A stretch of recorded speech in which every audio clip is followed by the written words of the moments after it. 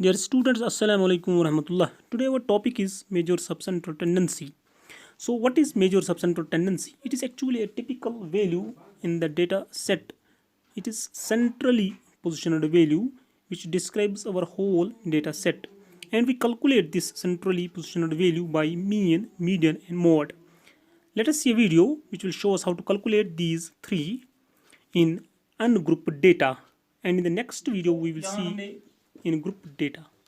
Frequency लिखी marks set है हमारे पास जो डेटा सेट है that is given marks obtained by 11 students these are the different marks obtained by 11 students. तो हम इसकी अब फ्रीक्वेंसी लिखेंगे यानी अगर 4 मार्क्स है तो कितने बच्चों ने 4 मार्क्स अटेंड किए, तो 3 बच्चों ने 4 मार्क्स यानी 3 बच्चों ने 4 मार्क्स ऑब्टेन किए हैं।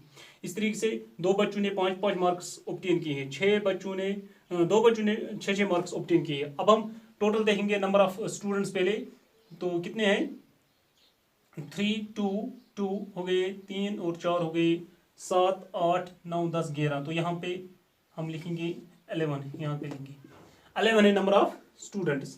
तो अब इसका टोटल भी निकालते हैं हम। इसका टोटल जब हम करते हैं तो ये बनता है 66, ठीक है ना। तो अब हमारे पास एक एक फॉर्मूला है मीन निकालने के लिए। तो वो क्या है, मीन जो है वो होती है बराबर समेशन ऑफ एक्सआई। यहाँ पे एक्सआई ये है क्योंकि ये अभी अनग्रुप डेटा है, यानी इसको हमने ग्रुप नहीं किया है। हमने ये नहीं लिखा है 4 to 10 मार्क्स कितने बच्चों ने अटेंड किया या 4 to 6 6 to 8। हमने अलग अलग ये जो डेटा सेट है, डेटा सेट में जो वैल्यूज है वो हमने अलग अलग से लिखे, इसलिए इसको अनग्रुप डेटा कहते हैं। तो वेरिएबल हम यूज करते हैं इसके लिए एक्स आई। तो ये जो है एफ आई ये क्या था, नंबर ऑफ स्टूडेंट्स, ठीक है ना। तो अब मीन निकालने के लिए formula x bar equal to summation of x i means जो मार्क्स है डेटा हमारा है उसका सम, वो कितना मिला हमें 66 और divide by summation of F I. It means frequency जो है 322, इसका समेशन वो 11 है। तो ये बनता है हमें 66 डिवाइडेड बाय 11, ठीक है ना। तो इसको कैंसिलेशन करके 11 1 जा 11 6 जा mean 6। Therefore every mean marks, mean और एवरेज मार्क्स, मीन और average marks obtained by students is equal to 6। Okay, तो 6 is the mean of marks obtained by the students। यानी ये एक ऐसा वैल्यू है, यहीं पे आपको समझ आएगा कि मेजर ऑफ सेंट्रल टेंडेंसी होता क्या है। ये वैल्यू एक ऐसा वैल्यू हमने निकाला इस पूरे डेटा सेट में जो दिखाता है कि मैं सेंट्रल पोजीशन पे हूँ, यानी सारे सेट को ये 6 डिस्क्राइब करता है। ओके, तो ये था मीन जो अनग्रुप्ड डेटा होता है उसको हम मीन कैसे निकालते हैं बाद में हम देखेंगे। जब डेटा को हम ग्रुप करेंगे उस वक्त हम मीन कैसे निकालते हैं। तो ये था मीन। इसके बाद हम क्या करेंगे, मीडियन। नेक्स्ट है मीडियन सेकंड मेथड है मेजर ऑफ सेंट्रल टेंडेंसी, यानी हम central tendency, central value, central position और वैल्यू को कैसे निकालते हैं उसके लिए दूसरा चीज है मीडियन। तो मीडियन में हम क्या करते हैं, मीडियन ये जो डेटा सेट है इसको हम किसी ऑर्डर में लिखते हैं, या इंक्रीजिंग ऑर्डर या डिक्रीजिंग ऑर्डर। सो अगर हम इंक्रीजिंग ऑर्डर में इसको लिखेंगे तो फिर क्या करेंगे, पहले लिखेंगे 4, इसके बाद नेक्स्ट 4, इसके बाद नेक्स्ट 4, यानी 4 कितनी बार आता है डेटा सेट में, 3 बार।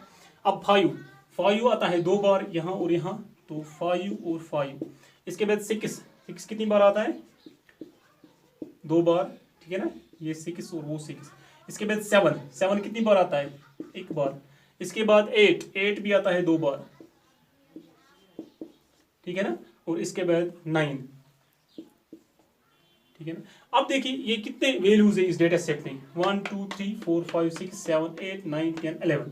तो हमने इसको एक ऑर्डर में लिया है, हमने इसको इंक्रीजिंग ऑर्डर या जिसको असेंडिंग ऑर्डर कहते हैं उसमें हमने इस डेटा सेट को लाया। अब मिडिल वैल्यू आप देखिए, मिडिल में कौन आता है, यानी अगर 11 है तो हम यहां से 5 छोड़ेंगे, 1 2 3 4 5 यहां तक, और यहां से भी 5 1 2 3 4 5 यहां तक। अब जो बीच वाला नंबर बचता है दैट इज द मीडियन, बीच वाला जो बचता है ना that is median.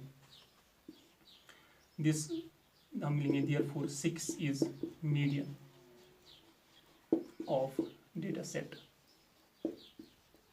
Data set का मीडियन यहाँ भी 6 निकला। देखो मीन और मीडियन, मीन भी हमें निकला 6 और मीडियन भी निकला 6। ये जरूरी नहीं है मीडियन भी 6, ये कुछ और भी निकल सकता है। यानी ये एक अप्रोक्सीमेट सेंट्रल वैल्यू होता है जो हम हमारे पूरे डेटा सेट को डिस्क्राइब करता है, ठीक है ना।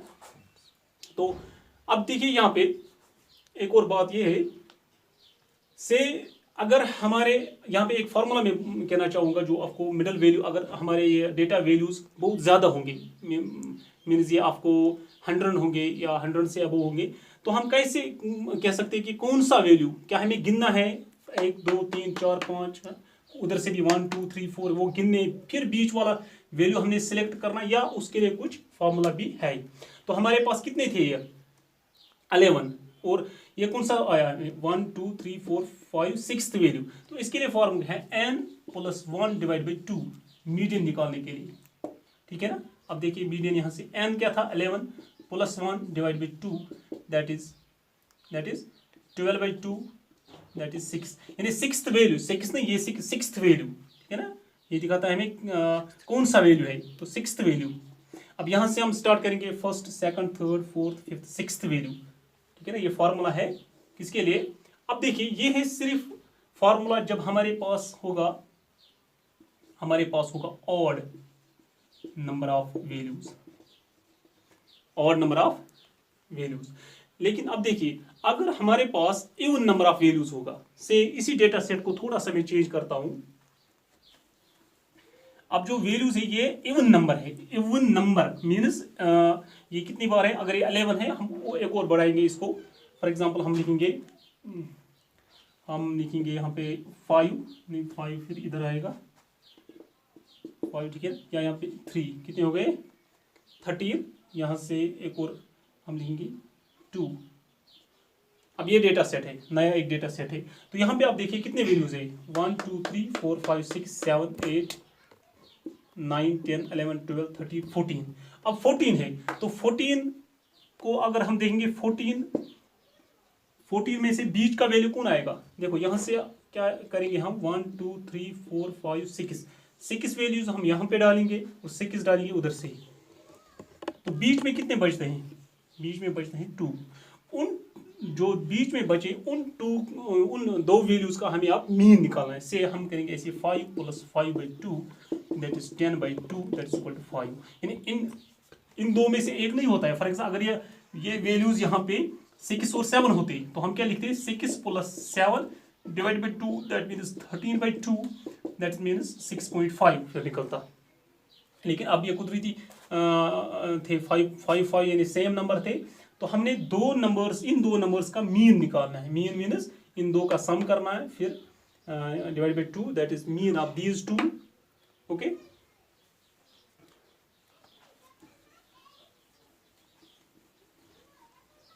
तो ये था मीडियन। अब तीसरा हमारा जो measure of central tendency that is mod, ठीक है ना। तो मॉड है वो भी एक सिंपल कंसेप्ट है। मॉड में हम क्या करते हैं, जो हमारा डेटा सेट है तो इसको हम लिखते हैं कोई और किसी ऑर्डर में, ठीक है ना। या अगर किसी ऑर्डर में ना भी लिखे तो आप देखिए फार्मूला क्या है इसकी, कैसे निकालते हैं। 6 2 बार है, 7 एक बार है और 8 एक बार, 8 2 बार, 9 एक बार। यहाँ पे क्या करते हैं हम, चाहे ऑर्डर में लिखे या ना लिखे, हम देखते हैं डेटा वैल्यूज जो इस सेट में डेटा सेट में वैल्यूज है सबसे ज्यादा फ्रीक्वेंसी किसकी है, यानी सबसे ज्यादा कौन सा डेटा हमें मिलता है। तो यहाँ पे 4 है, हम लिखेंगे since 4 occurs most of the times, यानी ज़्यादा चांसेस में ज़्यादा टाइम्स कौन सा 4 वैल्यूज आता है, इसलिए therefore mod is equal to 4, ठीक है ना। mod इक्वल टू जो वैल्यू डेटा सेट में ज़्यादा बार हो उसको हम लेते हैं mod, ठीक है ना। अब एक बात और है, फॉर एग्जांपल अगर डेटा सेट यही हम लेंगे और यहाँ पे कोई वैल्यू 6 भी 3 बार है, तो 4 भी 3 बार है, 6 भी 3 बार है। अब कौन सा mod है यहाँ पे, mod means that value which occurs most of the times in the data set, ठीक है ना। जो ज़्यादा बार एक डेटा सेट में वैल्यू आएगा उसको हम मॉड कहते हैं। यहाँ पे आप 4 भी है 3 टाइम्स, 6 भी है 3 टाइम्स, तो यहाँ पे क्या लिखेंगे, since 4 and 6 occurs most of the times, यानी चूंकि ये भी 3 बार आता है वो भी 3 बार आता है, ठीक है ना।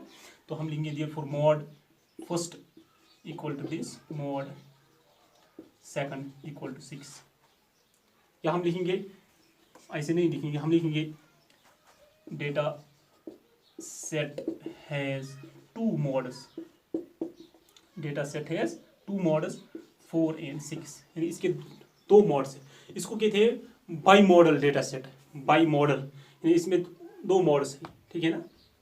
तो अब और एक बात यहाँ पे है कि अगर एक डेटा सेट में जो वैल्यूज है, फॉर एग्जांपल मैं यहाँ पे लेता हूँ, मैं यहाँ पे सिर्फ खाली 3 वैल्यूज लेता हूँ, 4 4 5 5 एंड 6 6। अब मैं 5 जो है ना 5 को भी लेता हूँ 3 टाइम्स। अब देखो ये भी 3 टाइम्स, ये भी 3 टाइम्स और वो भी 3 टाइम्स। अब इस डेटा सेट का मॉड हम किसको कहेंगे? क्या हम कहेंगे इस डेटा सेट के मॉड 3 है, 4 भी है, 5 भी है, 6 भी है mode? No, not at all.